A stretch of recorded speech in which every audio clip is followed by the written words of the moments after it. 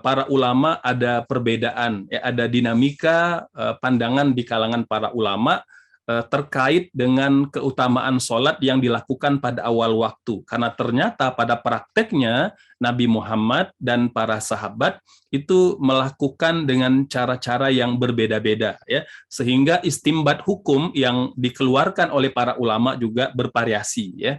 Misalnya Imam Abu Hanifah dan ulama Hanafi mengatakan bahwa ada sholat itu lebih utama diperlambat dari awal waktu dan ada pula yang dipercepat, gitu ya.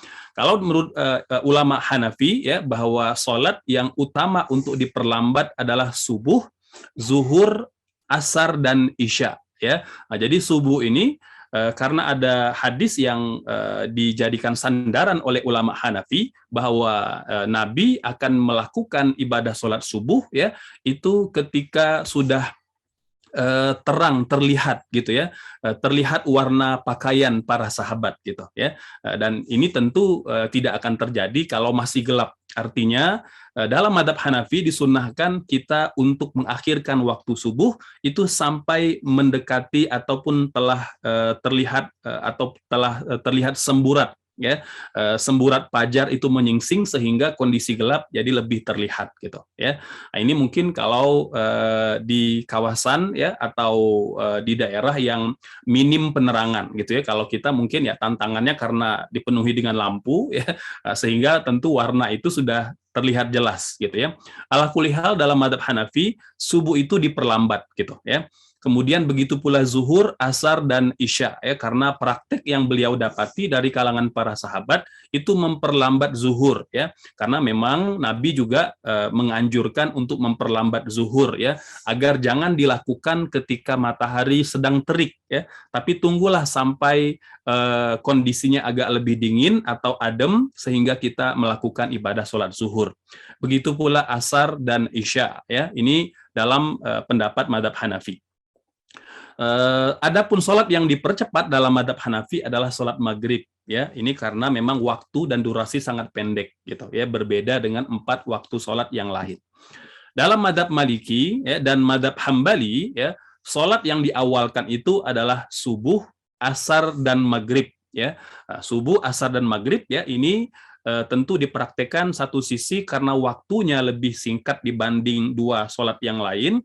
Yang kedua, memang amaliyah yang dijadikan sandaran oleh mazhab Maliki, ya, amalu ahlil Madinah yang memang memperlambat subuh, asar, dan maghrib, ya. Adapun sholat yang mengawalkan subuh, asar, dan maghrib, adapun yang diperlambat adalah zuhur dan isya, ya.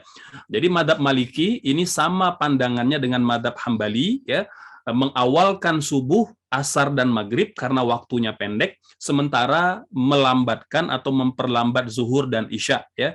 Zuhur agar tidak sholat pada waktu yang terik, sementara isya, ya, karena memang para sahabat biasanya mereka akan pulang ba'da maghrib ke rumah, ya, untuk suatu hajat dan keperluan tertentu, dan baru kembali ke masjid itu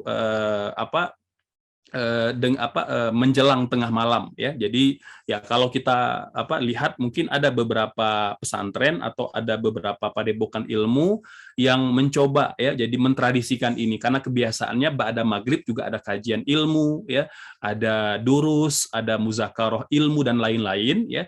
Sehingga memang amaliyah yang dipraktekkan oleh penduduk Madinah kemudian di kalangan para ulama adalah memperlambat sholat isya, gitu.